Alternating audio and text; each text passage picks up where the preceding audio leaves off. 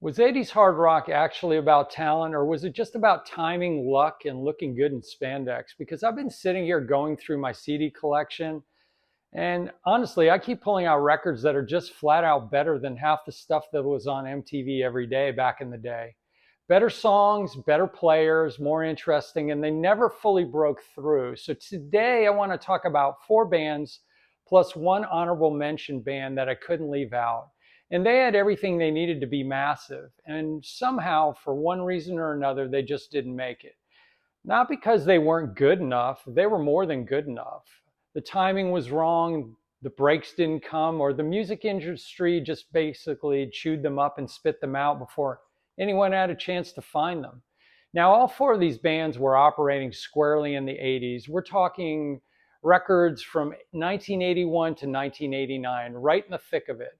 Every one of them had MTV potential, and they were on MTV, radio potential, arena level talent, and none of them got what they fully deserved. And stick around till the end for my surprise honorable mention. I think you'll like it. So let's get into it. Number 4, Y&T.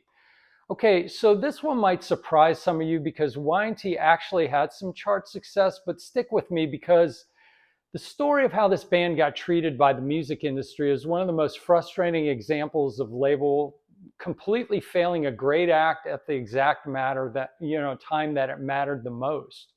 So Y&T, they formed back in Oakland, California in 1974, and they were called Yesterday and Today. And that name was taken from a Beatles album that just happened to be sitting on the drummer Leonard Hayes' turntable when they needed to come up with a name for their first gig. They put out 2 albums on London Records back in the late 70s, and then A&M Records signed them in 1981 and started building something real. Dave Meniketti is one of the most criminally underrated singer-guitarists in the history of hard rock. And if you know Dave Meniketti, the guy could do both at an elite level simultaneously, which most guys could never pull off. His voice had grit and range and genuine emotional weight, and his guitar playing was blues-rooted, and it was melodically sophisticated and really distinctive. This was not a guy doing anything by the formula. This was someone who had spent years developing a specific and powerful music identity. They toured with everyone back in the day: AC/DC, Ozzy, Iron Maiden, Motley Crue, Aerosmith.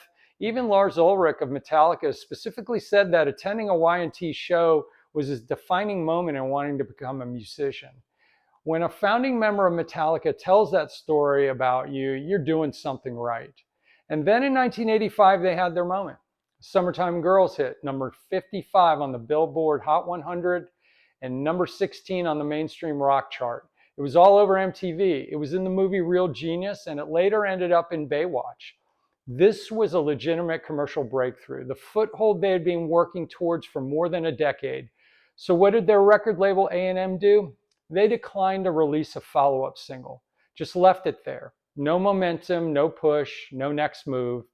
The band that had spent years touring arenas with the biggest acts in the genre finally had a charting hit, and the label walked away from it.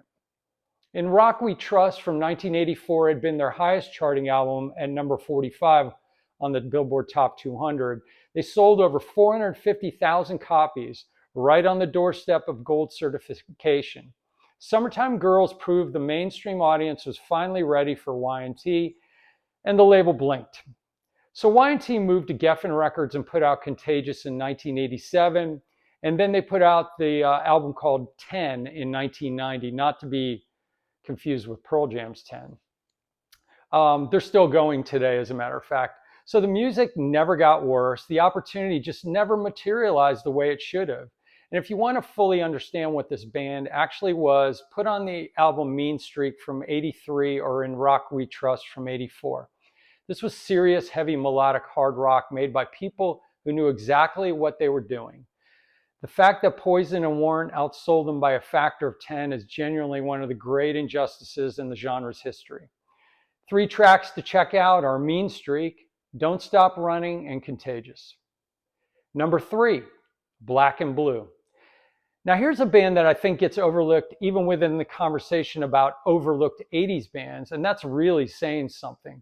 Black and Blue formed in 1981 in Portland, Oregon, built around vocalist Jamie St. James and guitarist Tommy Thayer. And right there is the story's most ironic footnote, so let me get that one out of the way early. Tommy Thayer went on to become the lead guitarist of Kiss, and he was the one wearing the spaceman makeup as Ace Frehley's permanent replacement. He joined the band in 2002, and he went all the way through the band's final End of the Road tour back in December of 2023. So the guy who was playing Portland clubs in the early 80s spent the last 2 decades playing rock and roll all night in front of 20,000+ people a night in full spaceman makeup. Full Circle doesn't even begin to cover it. But back to the beginning for Black and Blue. The band relocated to Los Angeles in 1982, and they got their first real break the way a lot of bands did in that era through Brian Slagel and the Metal Massacre compilation. So Brian Slagel heard their demo for Chains Around Heaven, and he added it to the record.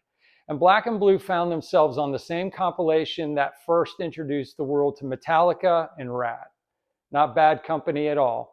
They signed to Geffen Records within 6 months of arriving in LA, and they put out their self-titled debut in August of 1984, produced by Dieter Dierks, the same guy behind the board for the Scorpions.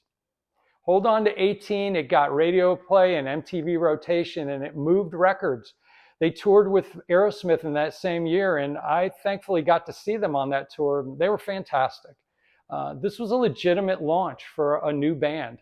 The second album, which came out in '85, was called Without Love, and that one was produced by Bruce Fairbairn, who would go on to produce Slippery When Wet for Bon Jovi in '86 and Permanent Vacation for Aerosmith in '87. So clearly the man knew what he was doing in the hard rock genre. Miss Mystery was a genuine radio success, and the typical ballad from that era, a track called Nature of the Beach actually appeared in the movie Vision Quest, and it was the B-side of Madonna's Gambler single from the same soundtrack, although Black and Blue's song was never included on the official soundtrack album itself. They toured with Kiss on the Asylum album that year, and on paper everything was going in the right direction. And then Gene Simmons got involved. Now I want to be fair here because Gene's instincts about hard rock were not always right, but not always wrong. But producing the next 2 Black and Blue albums, Nasty Nasty in '86 and In Heat in '88, they didn't deliver the commercial leap the band needed. The records weren't bad, but the specific commercial moment that had been building in '84 and '85, it never fully converted into the breakout that the band deserved. And by '89, it was basically over. And here's what drives me crazy about this story. These guys had Geffen Records, a real label. They had serious producers. They had MTV. They toured with 2 of the biggest acts in the genre. They sold over 1 million albums worldwide across their career. So by any reasonable standard, that's a successful band. And yet somehow their name barely comes up when people talk about the era. I mean, I think part of it has to do with geography. They didn't come from the Sunset Strip world. Portland to LA it's a different story than Hollywood to Hollywood. I mean, they were always slightly outside the scene's social gravity, even though, after they moved there. And part of it is timing. By the time Gene Simmons' albums came out, the market was getting crowded and the window was starting to close. But go back and listen to that debut. Hold On to 18, School of Hard Knocks. This is a band that had it. The energy was real, the songs were real, and Jamie St. James is generally one of the more underrated vocalists of that whole era. A unique and sleazy vocal delivery that was perfect for that music and perfect for the era. They deserved a bigger ending than they got. Number 2, King's X. Okay, so this one's a little different from the others, and I want to make sure I do King's X justice because they're just one of those bands where the more you listen to them, the more you realize what you're dealing with. I mean, these guys, they got their start in Springfield, Missouri, and they relocated to Houston, Texas in the mid-'80s. And that's really where their career took shape. Doug Pinnick on bass and lead vocals, Ty Tabor on guitar, and Jerry Gaskell on drums. And what they came up with is genuinely hard to put in a box. They had Beatles-level harmonies. These 3 guys were singing together And it sounded like something that shouldn't be physically possible in a hard rock type of setting. And then underneath those harmonies is this massive down-tuned guitar with Hendrix influences all around it from Ty Tabor. They had a song that came out called It's Love that peaked at #6 on the mainstream rock tracks chart back in 1990. But that barely scratched the surface of what they could do. And the frustrating thing is that everyone who was anyone in the music world at the time, they knew who King's X was. As a matter of fact, Pearl Jam loved them. Metallica loved them. And the musicians, they all knew. The audience just never quite caught on at the scale these guys deserved. Part of it was that they were genuinely hard to market, and you couldn't put them in a box. They weren't hair metal, they weren't grunge, they weren't prog, they weren't gospel, even though there's a spiritual dimension to their music that runs through everything they do. They were just King's X. And that turned out to be a hard thing to sell to a mainstream audience that wanted easy categories. They're still going strong today. As a matter of fact, they just played in the Tampa area not too long ago, and they still put out records. If you've never sat down and really listened to Gretchen Goes to Nebraska from 1989 or Faith, Hope, Love from 1990, from front to back, do yourself a favor. Those records will mess with your head in the best possible way. 3 tracks to check out are It's Love, Dogman, and Falls on Me. And #1, Blue Murder. So if you've been following this channel for any length of time, you already know this story, but let me lay it out quickly for anyone who's new. John Sykes co-wrote 9 of the tracks on the 1987 Whitesnake album, and he played guitar on every track on that record. He built that thing from the ground up, and then David Coverdale pushed him out before the album was even released. Now, that album went on to sell about 25 million copies worldwide to date. Here I Go Again went #1 on the Billboard Hot 100 chart.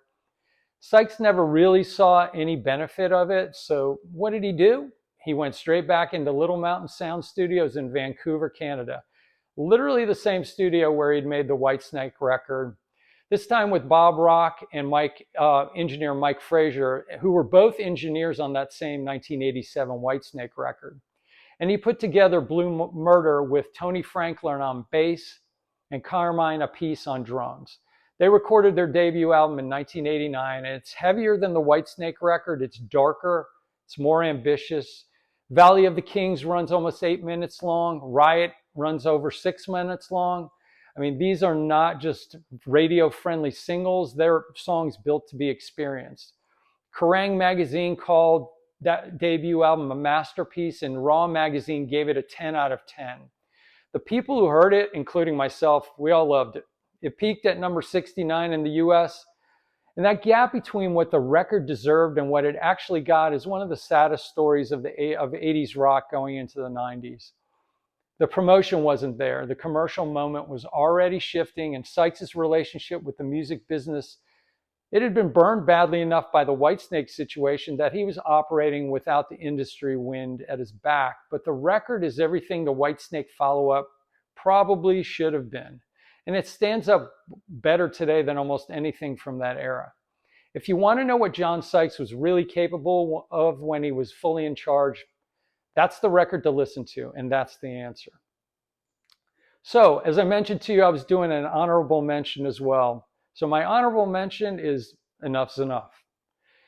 Now, I couldn't close this out without giving these guys their moment, because they're maybe the most extreme example of a band that got punished for being exactly what they were.